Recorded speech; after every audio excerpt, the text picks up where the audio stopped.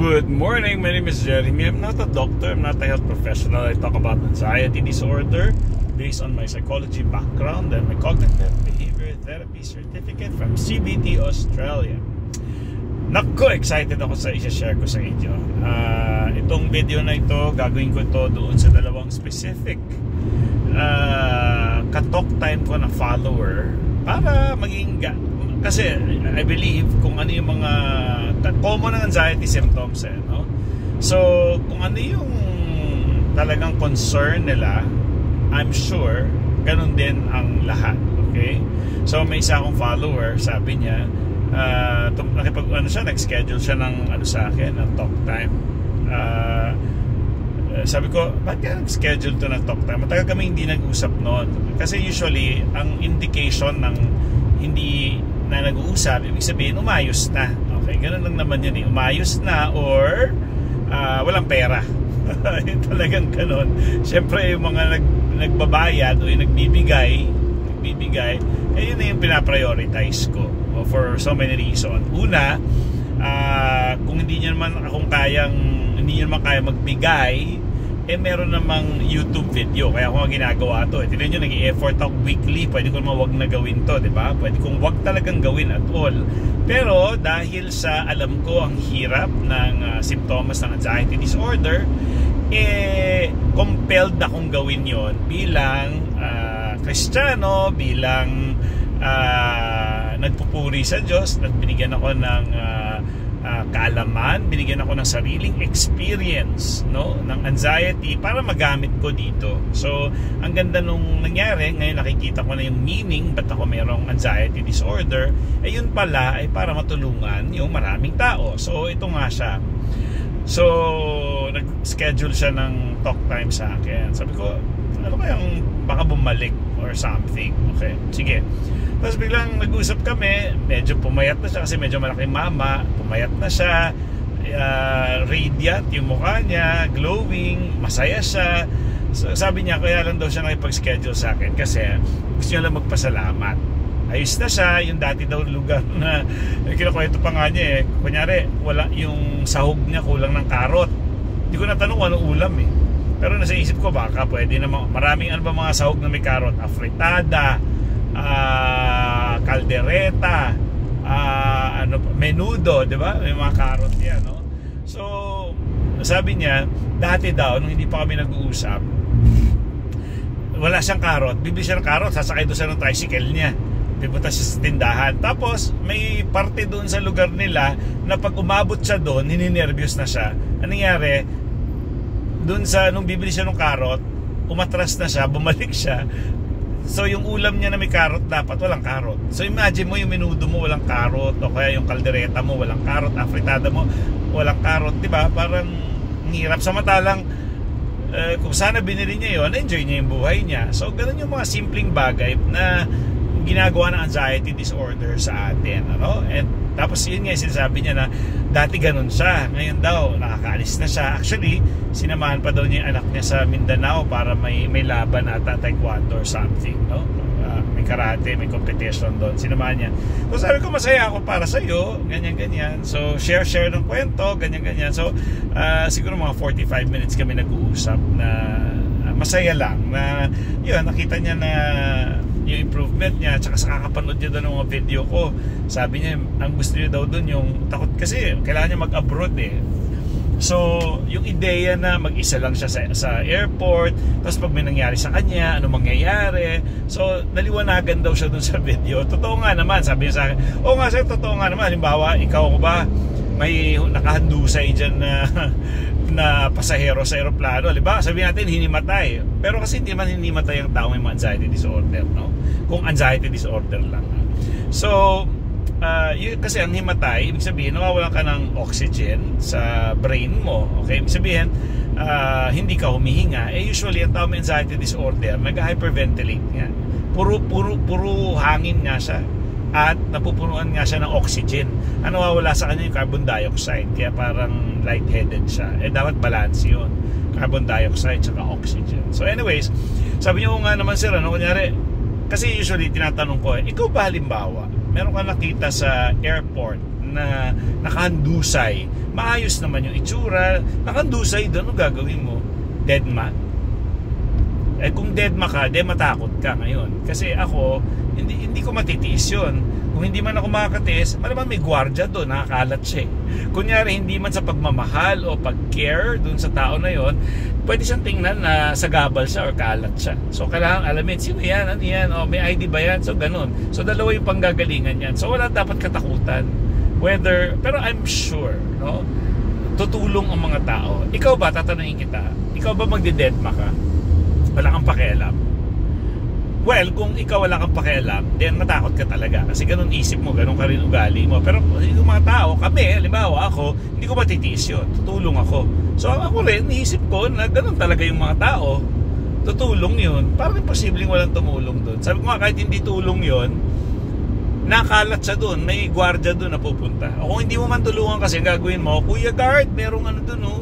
May nakadusay doon, pakiligpit kung wala kang pagmamahal.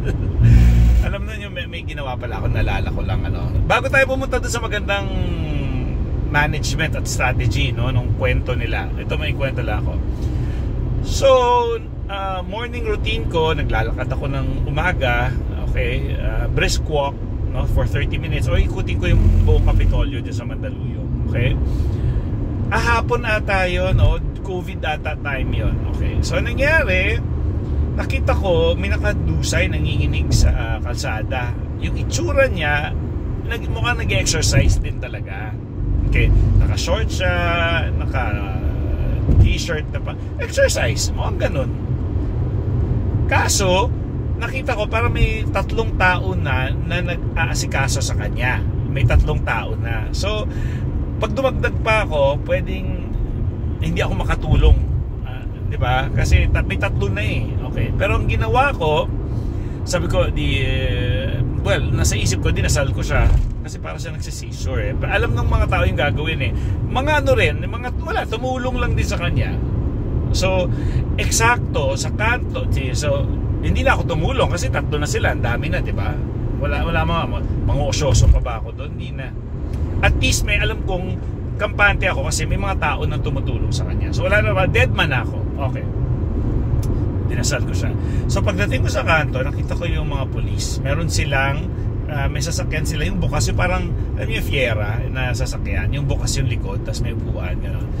So sabi ko, Kuya, may emergency doon sa dinaanan ko. Pakitulungan naman. Puntahan nyo kasi baka kailangan dalhin siya sa ospital. Alam mo, yung mga polis, mandar talaga. Sumakay sila, tapos dyan lang kuya. Wala eh, nakadusay lang eh, gano'n.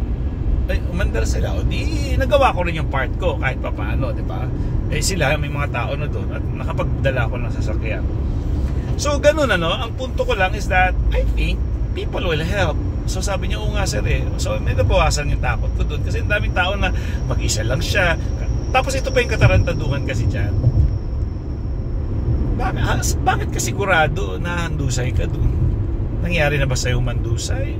Nangyari na ba sa buong buhay mo hinimatay ka? Diba? So gumagawa tayo ng katatakutan natin sa utak natin na wala naman tayo ebidensya. Never pa nangyari sa atin. O ngayon, ang strategy doon, kahit patulan mo yung utak mo, ano mangyayari kung mangyari? O di may maganda rin mangyayari. May tutulong sa'yo. Diba? Gagawin yan, pwede kayo pa-deport. Kung talagang namatay ka, makita yung pangalan mo, may ID ka doon malamang, may passport ka, di ba? So nandun, namatay siya, o di tawagan yung pamilya, namatay, anong gagawa natin? Wala tayong magagawa. Namatay, na heart attack, sino bang hindi mamamatay? Okay? Ganun lang yun. Diba? Ano nangyayari dito? Kuya, why? What's happening? Ayan, may emergency siya. Sa gitna ng daan. Okay, tanda na kuya.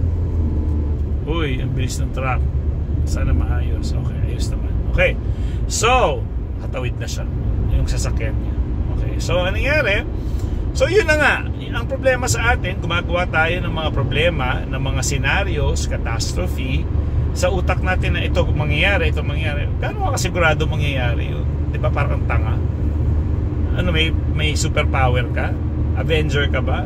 Na malaman mo yung future? Ikaw ba si Doctor Strange? Di ba? Pagkatarantaduhan. So, alisin natin yun, ha?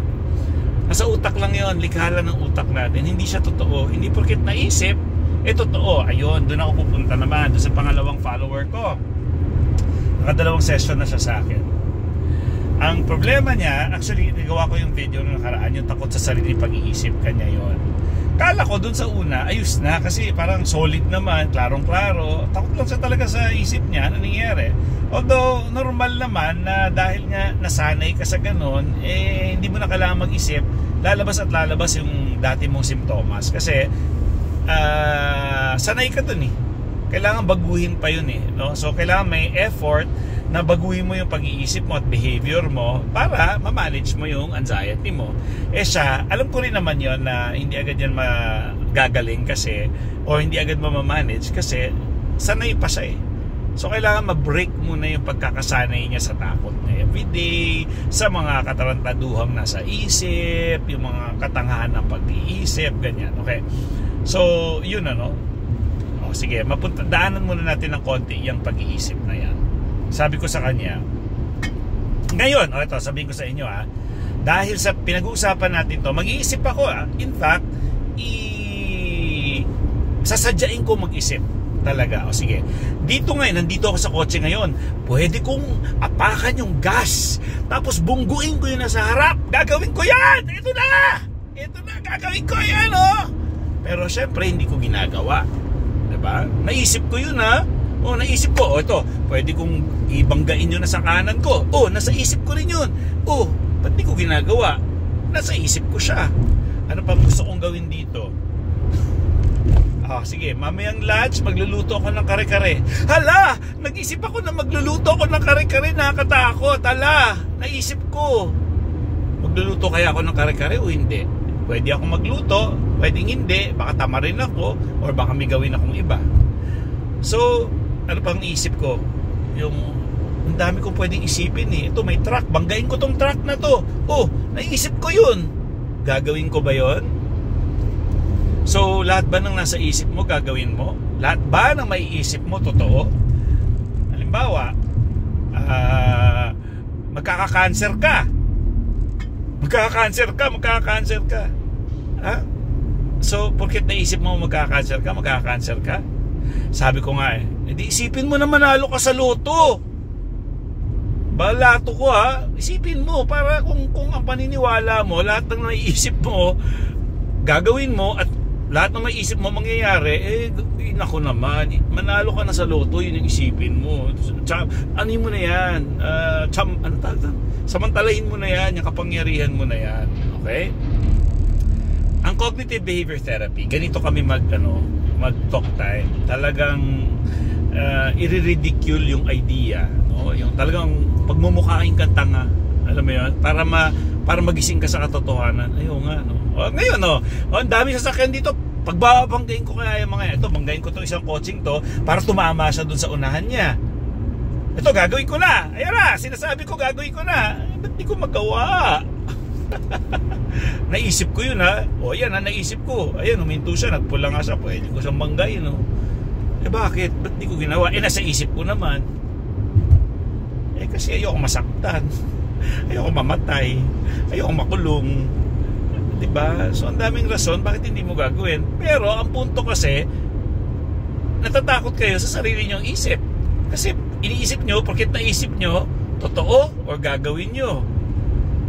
So, naniniwala na ba kayo sa akin na pwede kong gawin lahat yan? Sige, anong gusto na gawin ko ngayon? Request kayo dyan. Wala. Kahit pag-usapan natin ngayon, ay saan ba galing itong sinasabi ko, saan ba nang gagaling yan? Itong mga sinasabi ko, sa isip ko. Diba?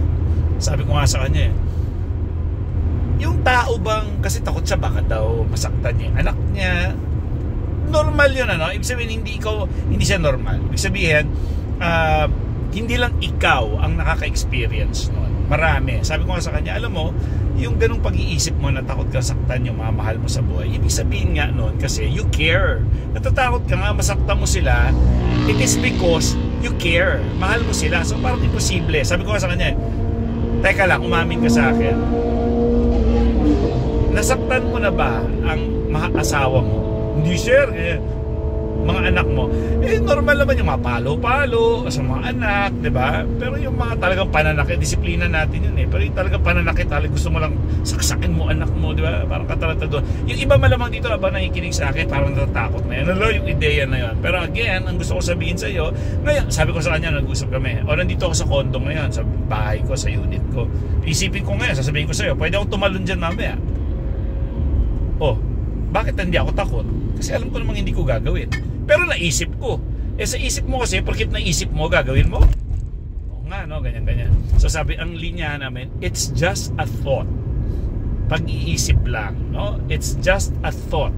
Ano yung sabihin, it's just a thought? Every day, nag-iisip tayo, pakicheck na lang kung ano yung numero, nag-iisip tayo para mga 65,000 thoughts a day. Not sure, pero ibig sabihin, ang punto ko lang, kung hindi ako siguro tama dun sa numero, ibig sabihin, araw-araw, libong pag-iisip ang pumapasok sa isip natin. Hindi nyo napapansin yon, pero ganun ang katawan, ganun ang mekanismo ng tao. I-correct nyo ako dyan kung ilang thousands of thoughts. Nanginginig kotse ko, ba't ganun? Okay, sige. So 65,000 thoughts ang pumapasok sa isip ng tao, no? So ano yung 65,000 thoughts na yun? Diba? Sabi ko nga sa kanya sige, gusto mo ba tanggalin natin yung pag-iisip mo na yan? Pati yung mga, halimbawa, ito, example ko para sa kanya. Sabi ko, halimbawa, nakita ko ng napakagandang babae sa jeep. Napakaganda talaga, napakaganda. Halikan mo ba yung babae na yun? Siyempre, sir, hindi. Naisip mo bakit hindi mo gagawin? Masama yun. Sabi ko, naisip mo Sabi mo, lahat ng naisip mo, natatakot ka kasi baka mangyari. Ba't di mo gawin? Okay? So, specific lang siya. Yung takot niya lang, masaktan niya yung anak niya. Pero yung ideya, nahalikan niya yung babae at naisip niya yun, ba't di niya magawa? Kasi alam niya, hindi niya gagawin. Totoo naman. Okay? So, ganun talaga ang pag-iisip natin. So, sana, nanonood daw siya madalas So, mapapanood niya to. So, yun paalala lang din sa kanya to. So pag-iisip.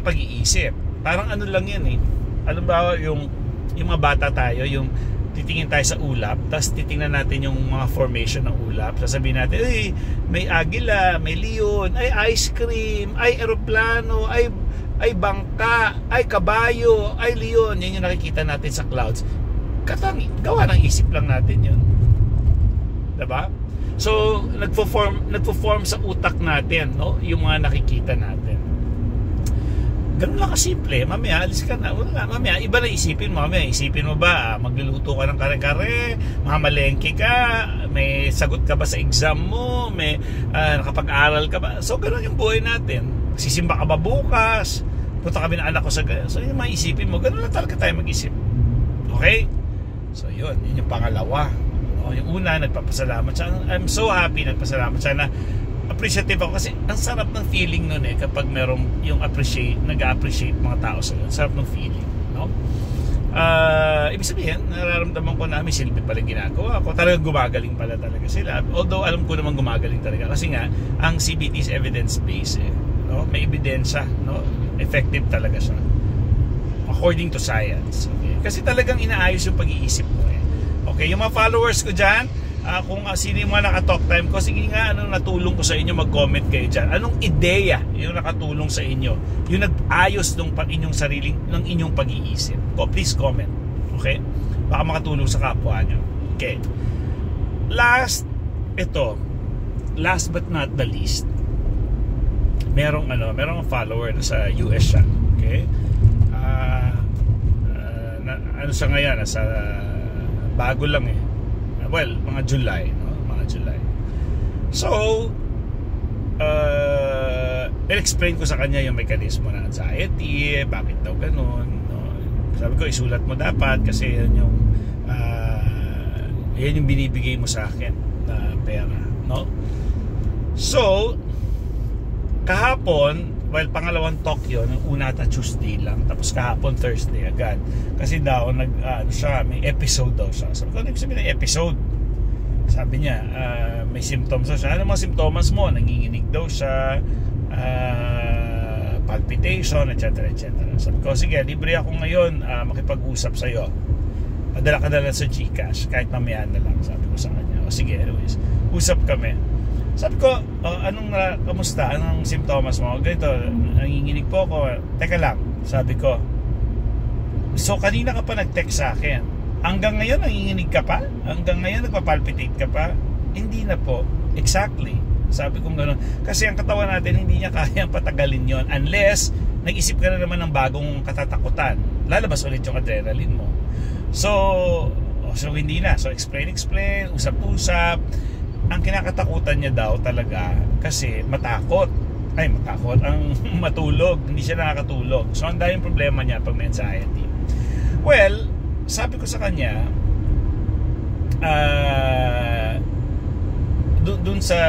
sabi ko, well, ang tao may pinagdadaanan, halimbawa, no, like yung loss of a loved one. Ibig sabihin, namatayan ka. Pero hindi siya namatayan, ha? Sinasample ko lang sa kanya para maintindihan niya.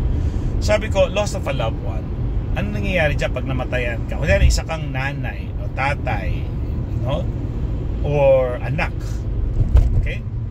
Namatay yung loved one mo. For example, ako, namatay ang tatay ko. Namatay ang tatay ko. Although patay na talaga tatay ko, 8 months lang ako eh. So namatay tatay ko, kunwari, no? Well, namatay naman talaga. Pero kunyari matanda na ako, namatay siya. Okay? So namatay yung tatay ko. Makikita ko yung nanay ko, nasalamay kami lahat. Ilang days kami nasalamay bago ilibing. No?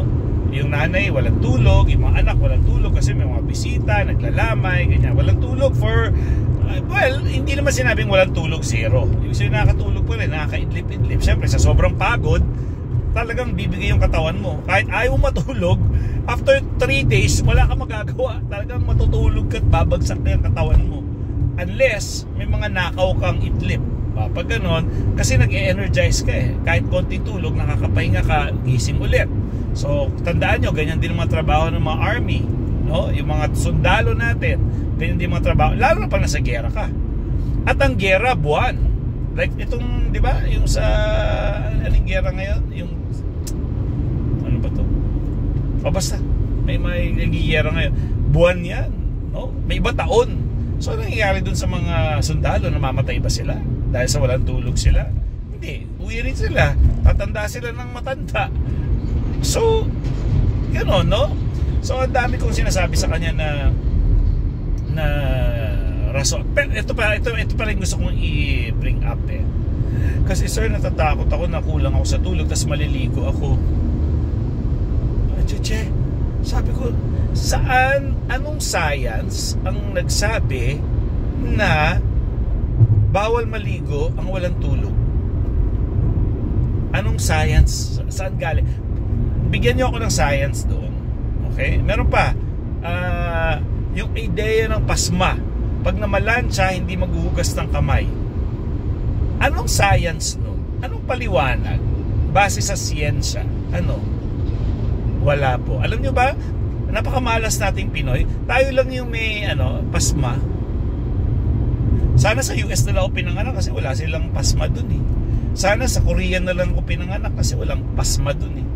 Pero tayo Pinoy, meron tayong ideya na pasma. So ano meron sa atin? Tayo, yung race natin, yung pagiging Pilipino natin, may pasma.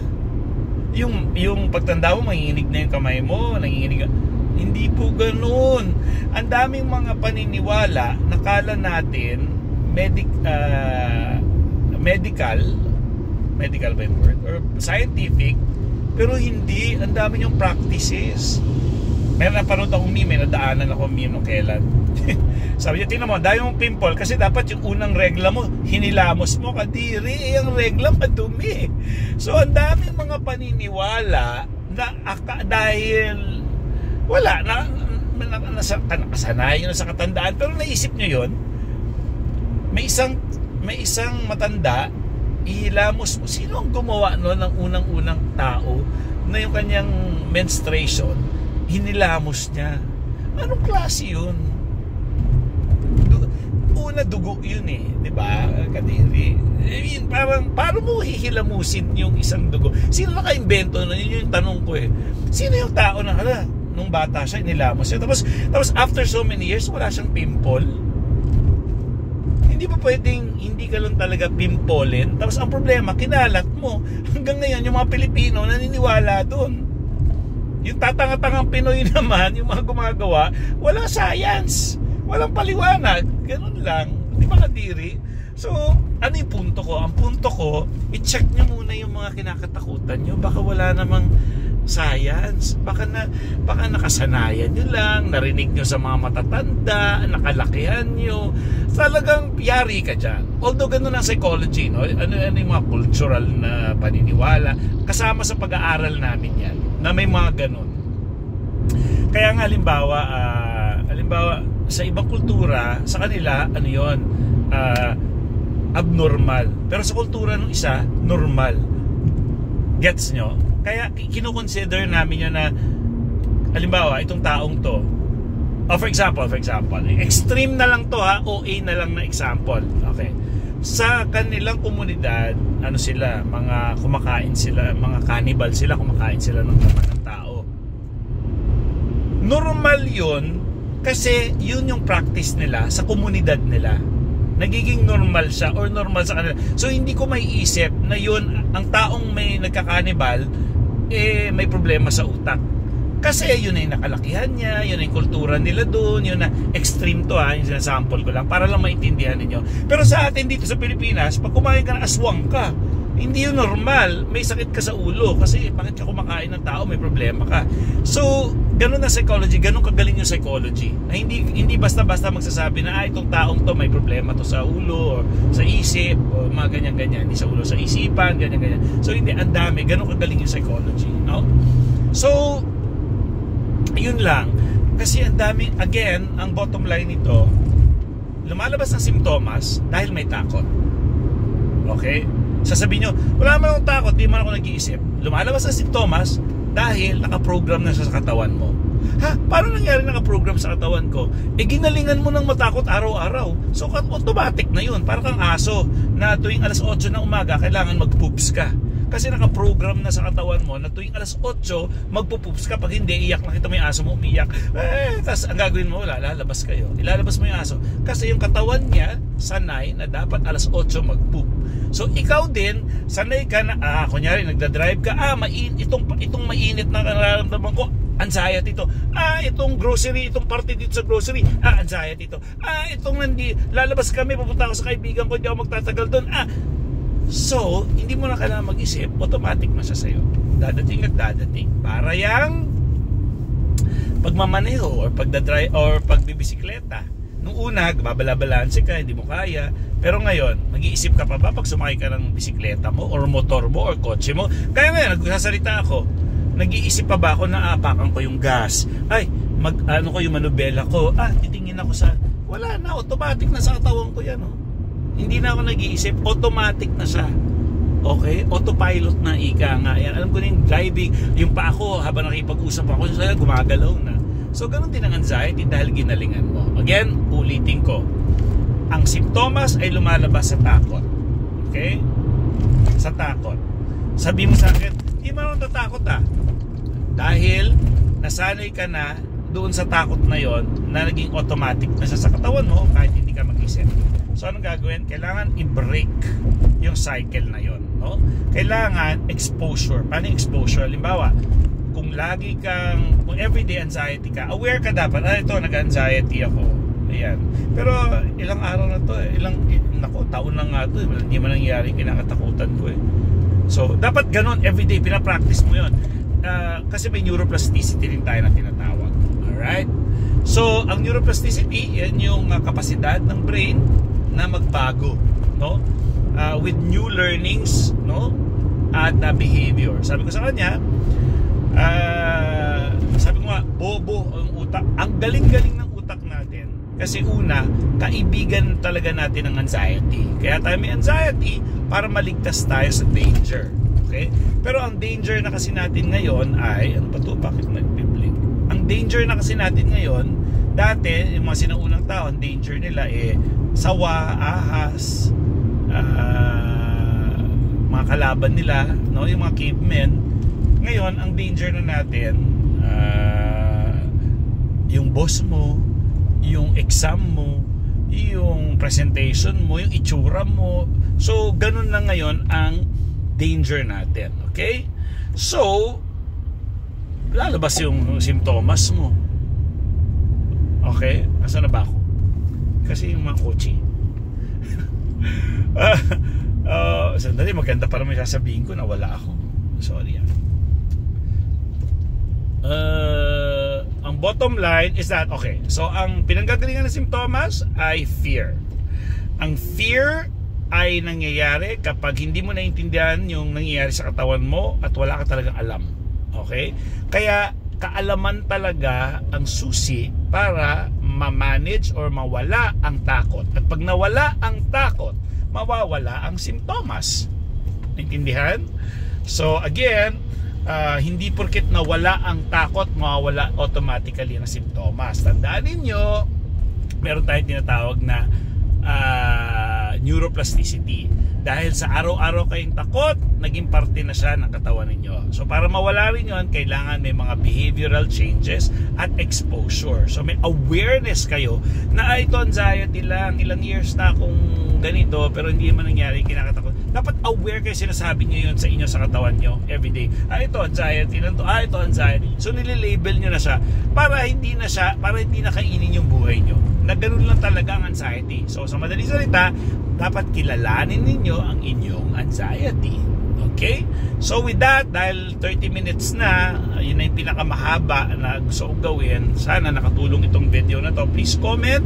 At yung gustong kumausap sa akin, follow me sa aking Anxiety Disorder Philippines na Facebook.